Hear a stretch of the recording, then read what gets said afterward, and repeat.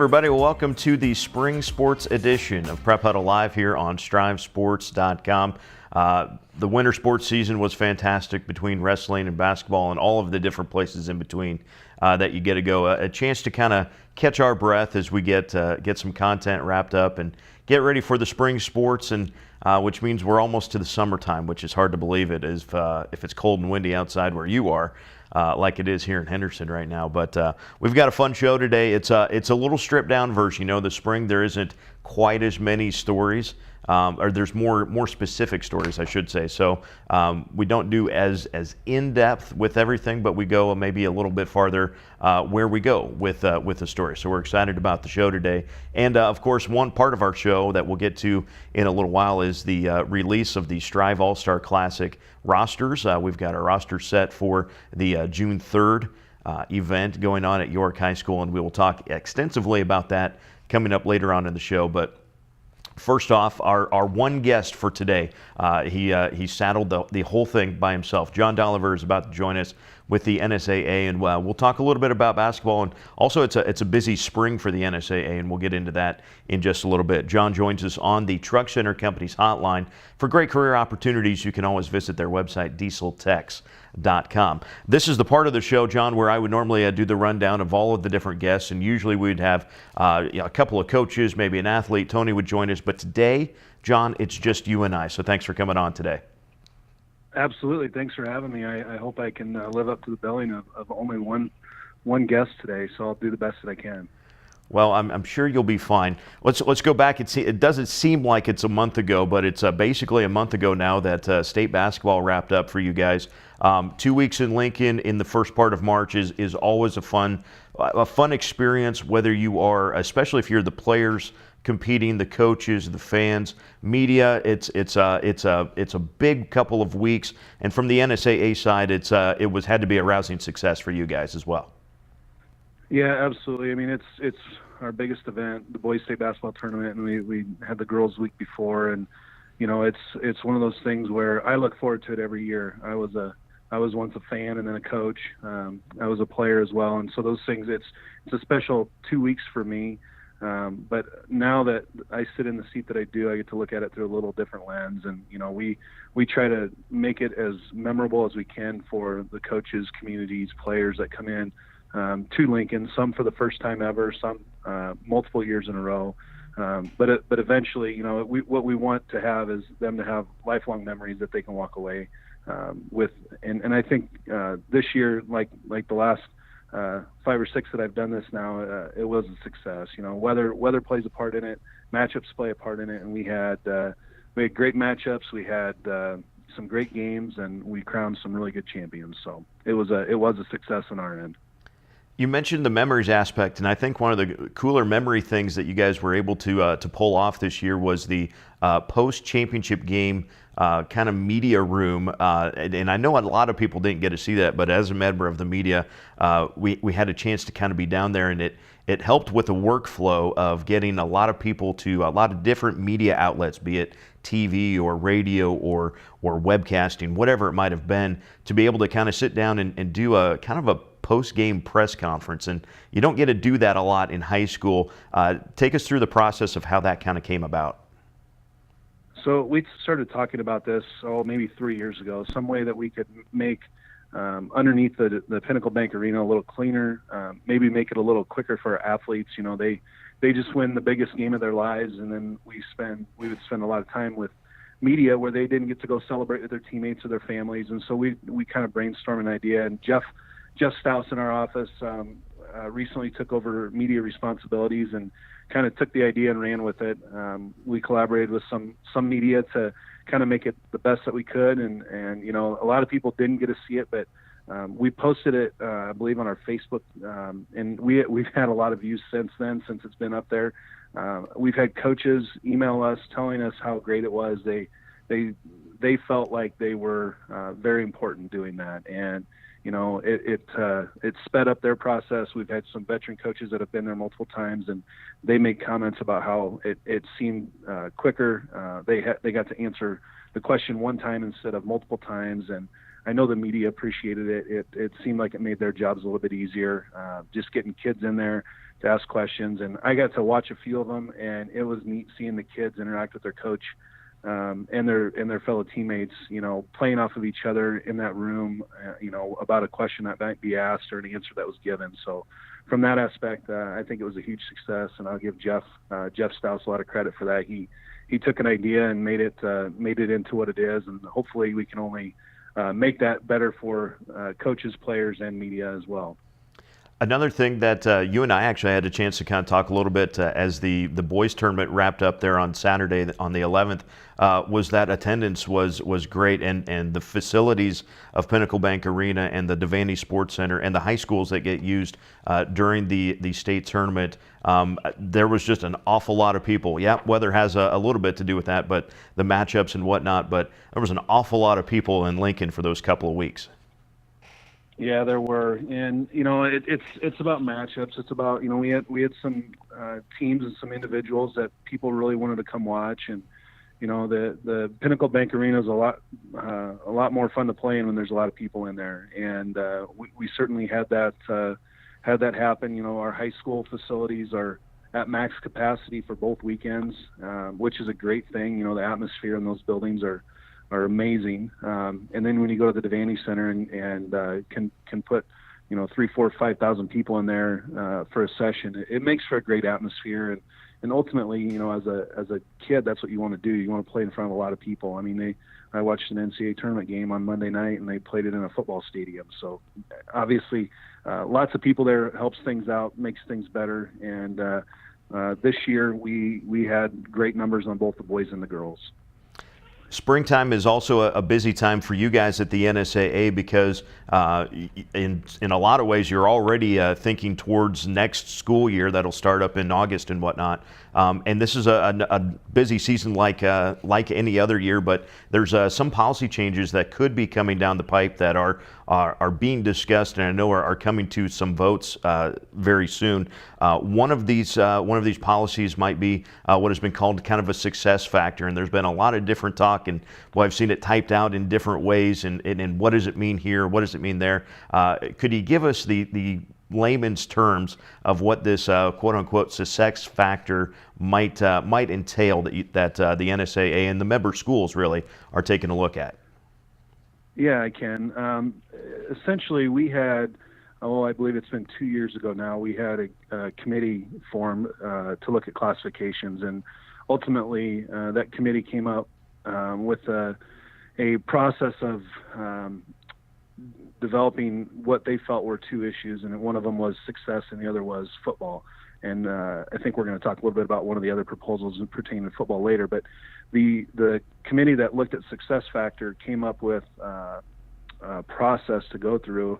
Essentially what they will do is they will keep score for success based off of how you do. There's a couple other factors in there that have to deal with geography, location to schools of population like Class A schools, and there's a couple other components to that. But essentially, you'll keep score over a 4-year period, and if you attain a certain point total, you would be moved up a class. So that was it was a member-written proposal voted on in our November meetings.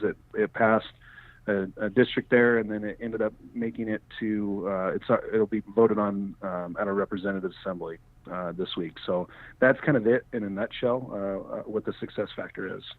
And so you mentioned that it got through the November meetings, if you will, and so now this vote in coming up in April, which I think if I read it right is actually this week, is it not? Yeah, it's actually Friday. So what our legislative process is, they take the proposals in their individual districts in November. If it passes in that district, then it moves on to all the districts in January. If it passes 3, then in January it moves on to our representative assembly, and that's where this sits right now, and that'll be voted on Friday morning. And then from the representative meeting, then is that the policy change after that one? Well, then it has to attain a 3/5 majority of the member schools, so it will be sent back out for ratification, because I believe this would be a constitutional bylaw, and so they would then send it back to the member schools, I believe. So I'm not 100% sure on that one though. right. So we're not to the final step yet. Is really the point of this. There's still a few more different times of voting on it to see it to kind of go through. You mentioned the classification thing, and boy, classification has kind of been a topic of discussion. If you're anywhere but Class A, has probably been a topic of discussion since there has been classifications in the state of Nebraska, right? But another one that I thought was pretty interesting is football is looking at a few different ways, and the committee has come up with what they think might be an interesting way to do football in a new way, and maybe it's going to have a little reshuffling of some schools, perhaps. Yeah, the policy or the proposal, basically was to count boys only. And then do it a little bit different because we've kind of conformed to a specific number for our top 2 classes and then kind of divided everything else equally based off of that. And so they came up with a proposal to count number of boys and then put it based off of a specific number in each class. Let's see here. I don't have it in front of me exactly. I think it's 425 and above would be Class A, 160 to 424 would be Class B. And so on and so forth. But it would be more of a classification number as opposed to the way we do it now, where we just take the number of schools and then divide it evenly, or a set number in each class. So you might see 31 in Class A, you might see 22 or 23 in Class B. The numbers would not be balanced like they have in Class A and Class B. C1 and below, I've dealt with that a little bit, where we have larger numbers where they're not even, but essentially that's kind of what they're talking about, and that is football only. Right. That was a football. That was a very specific way, and in a similar fashion to what we just talked about with that success factor. How far along in the process is the football classification? And that's all of our proposals are in the same step in the process right now. They'll be voted on in Representative Assembly on Friday. Our board will vote on some approved rulings on Thursday, but essentially the Constitution and bylaw things will be voted on by the Representative Assembly on Friday. And then one more thing that we wanted to kind of pick your brain about: volleyball has had quite a few changes actually over the last number of years. Class B has had the best way that a lot of people have mentioned it is the sub-state round. Class C1 and C2 passed it for last year, and now there's another process of perhaps going back to 6 districts and 2 wildcards to go back to state. Yeah, that one's kind of interesting to follow because we did make the change in Class B and now in C1 and C2, and now there's proposals to take both of them back to the way that it was before. And then there's also one in our Class Caucus proposal to move Class D1 and D2 to the sub-state round and follow like what Class C1 and C2 does. So that one's been an interesting one to follow, and I'm not sure how that one will get voted on, but we've seen that happen in the last 4 years since Class B. I think this is maybe the third go around with them wanting to change it back to the way that it was. But yeah, always interesting this time of year when our member schools propose legislation. It's kind of a end of the year process for us. I mean, these things start way back in the fall, voted on in the November meetings like I talked about earlier, and then they moved to January, and then here we are in April. So it's kind of interesting to follow along and to see how these proposals transpire through, and what the membership talks about. And you know, that's one thing that's great about our organization. A lot of times people think that we in the NSAA make all of the rules and we get to do all of those things, and we don't. It's actually a member-driven organization, and that's what's great about it. And the member schools get to propose these things and vote on them. And now that we've talked about all the legislative stuff, that's no fun. But golf is another one of the things that you get to do. And boys golf, boys state golf, is coming up, of course, in May. And so once you get through the voting processes that you got to do for the next couple of weeks, you probably turn a little more attention to golf. And again, something that has happened over the last number of years is the state golf tournament for the longest time had been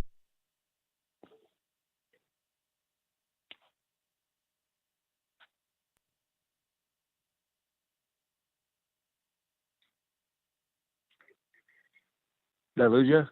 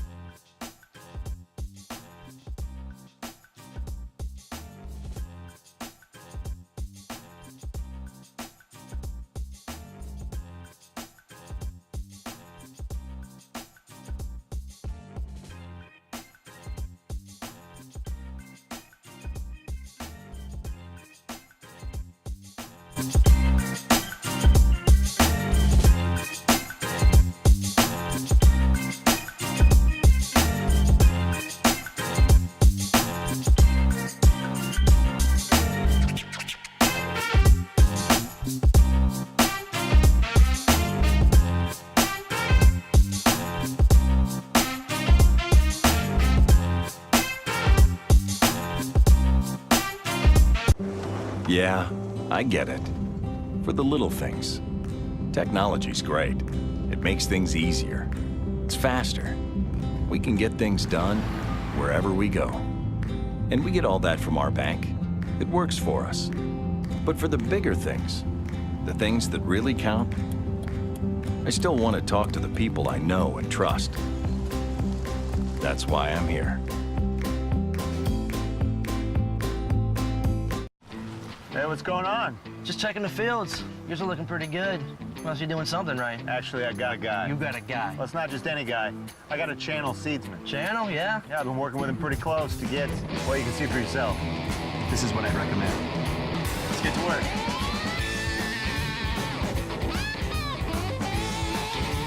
Now, this is what you want to see. Maybe I should get a guy. Maybe you should get a channel seedsman. Find your channel seedsman at channel.com. Nova Fitness Equipment of Omaha has provided the very best weight room, track and field, and sports surfacing products for over 30 years in Nebraska.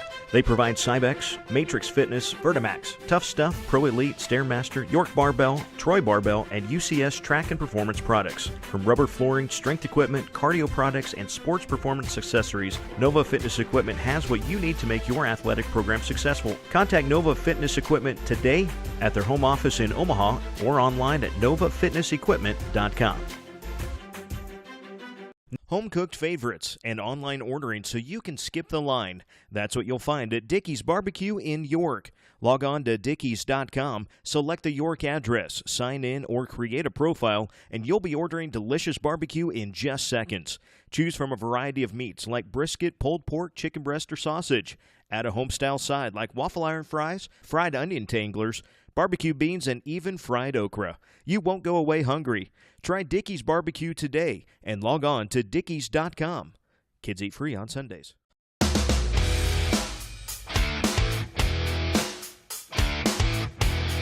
Trucking industry gives you a lot of opportunity for careers because there's such a wide, vast list of possibilities and areas that you can go into.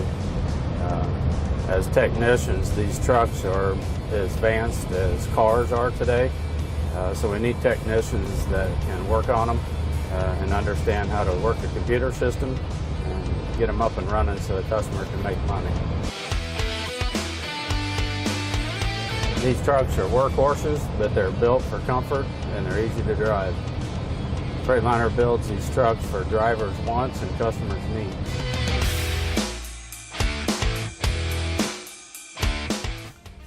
All right, we're back here on Prep Huddle Live. Sorry about that, a little technical issue there. But we do have Jon Dolliver of the NSAA back with us.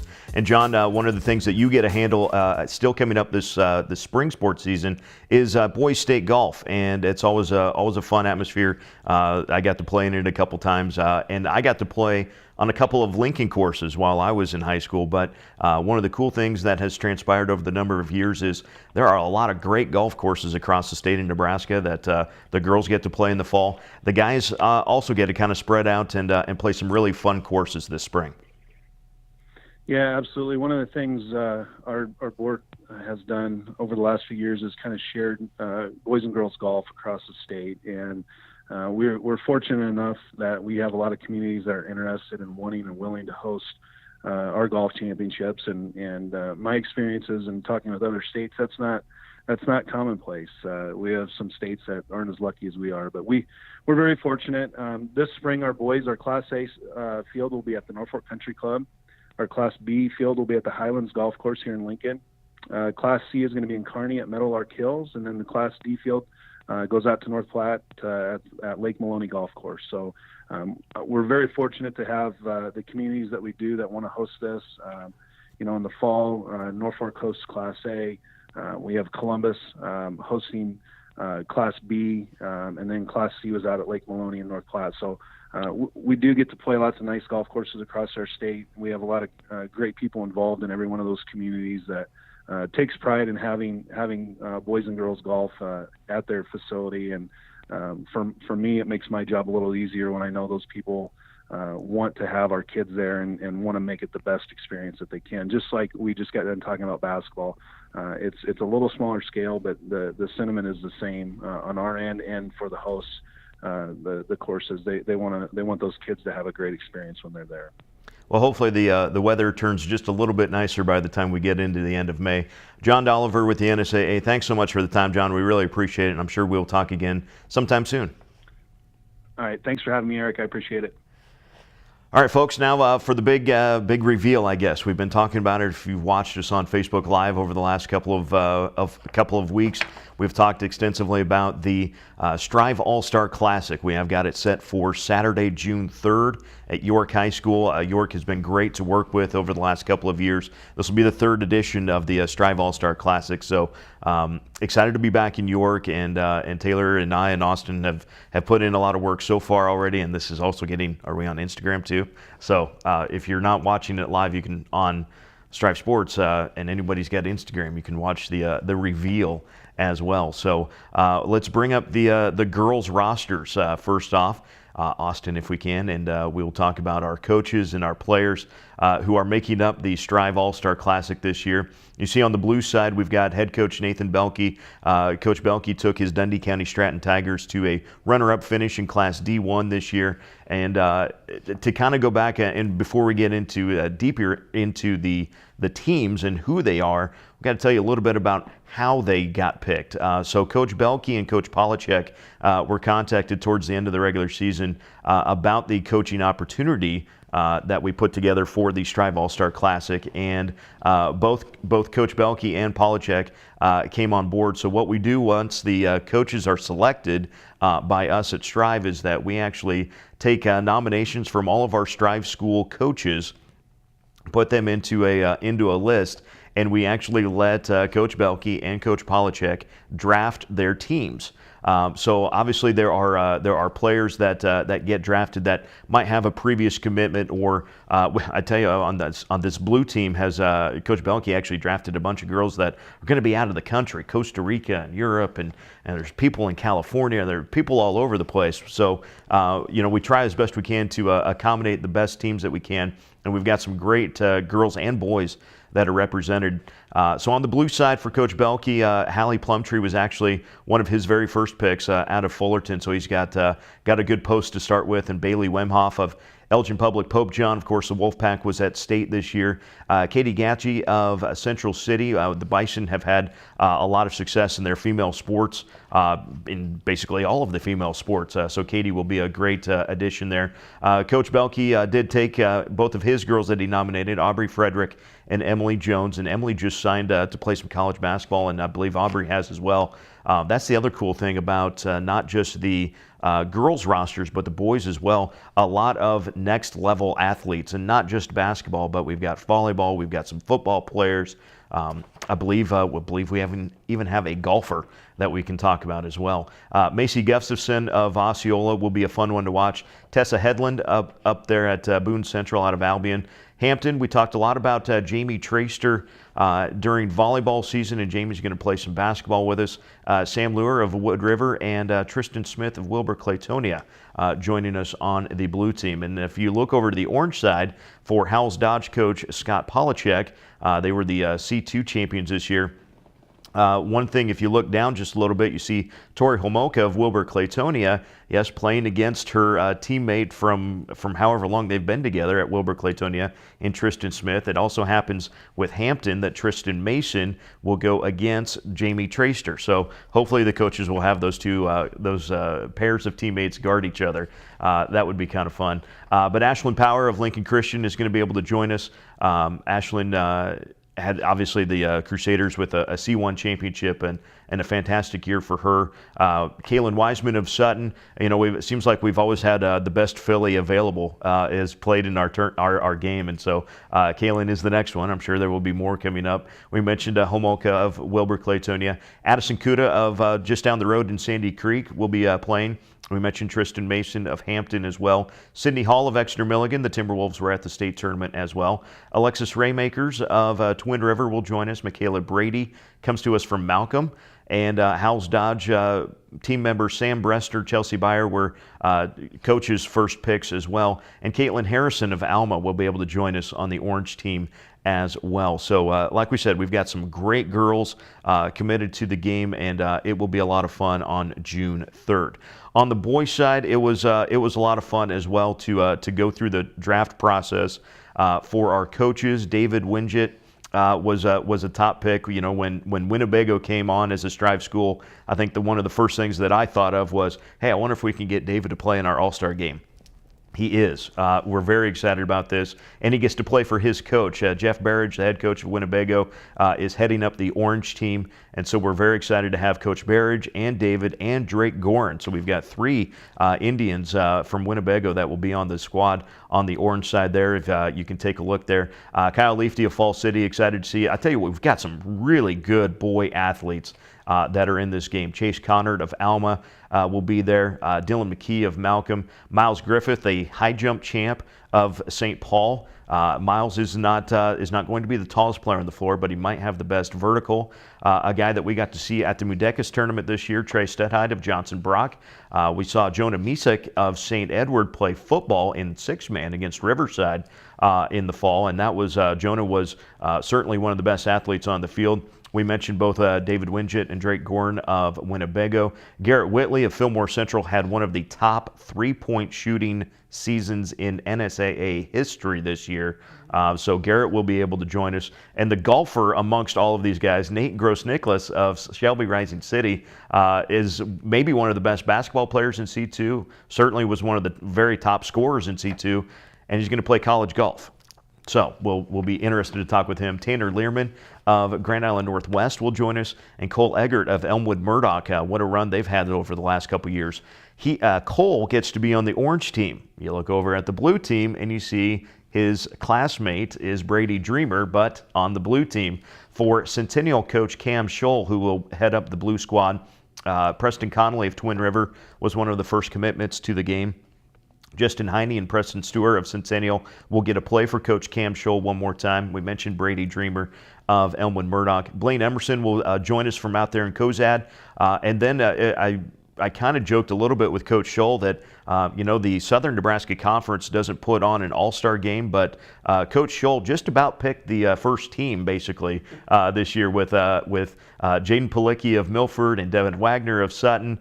You see down there a little ways farther is Adam Horty of Fillmore Central. So there on the guys' side, we get Whitley and Horty of Fillmore Central that will get to play against each other.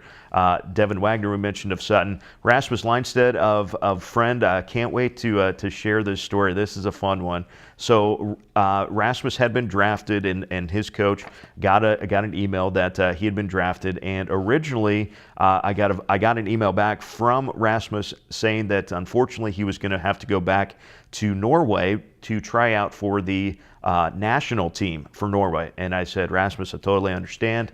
If it doesn't work, best of luck in the tryouts.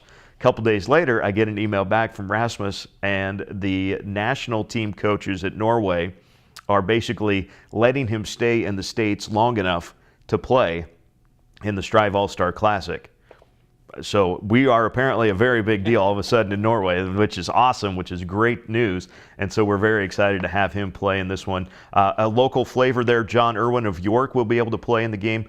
Excited to see Monty Roberts of Syracuse and Kenny Wright of Cross County on the Blue Squad as well. So like we said, we've got some really good athletes. And again, I know there's a lot of players that had previous commitments, or I think we've got a couple in the Shrine Bowl that might otherwise have been available. A notable one is going to be out at actually a college visit that weekend. Is actually Noah Vlasic of Riverside was one that we had kind of talked about over the years, and Noah would be a fun one to have in the All-Star game.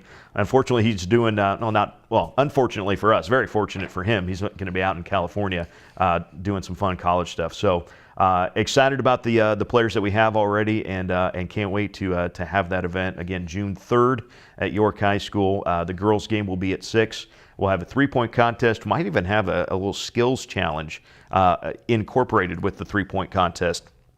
And then the guys' game about 8 o'clock there that night on Saturday, June the 3rd. So fun stuff, and we can't wait for everyone to come out. And we've already got some of the texts with the kids getting jerseys and T-shirt sizes and all that fun stuff as we get ready for the event. Next events coming up for us on Striv Sports to be watching for some streaming of is going to be, you're going to have to take a look at the Aurora Striv channel coming up next Tuesday. The Huskies having a golf duel. So what does golf look like? Not at the Masters, but in Aurora? Well, we don't really know yet. That's going to be part of what we figure out. Perhaps even some streaming from York High School next Thursday, and then of course some track meets at the end of the month and the beginning of May, and then we'll be into all of the coverage for state golf and state soccer and some baseball stuff and some track and field, of course, and it's full speed ahead. So we have caught our breath from the end of the winter sports over the last few weeks, and excited to be back with you for Prep Huddle Live. And so look for some more great content that we'll be putting together over the next 4, 5, 6 weeks leading up to the Striv All-Star Classic in the first weekend of June. That's going to do it for us today on Prep Huddle Live. Thanks again to Jon Dolliver with the NSAA joining us on the Trek Center Company's hotline. We will be back next week. Where will we be? Well, we might be on the road. You never know. Just check us out here for Prep Huddle Live every Wednesday this spring on StrivSports.com.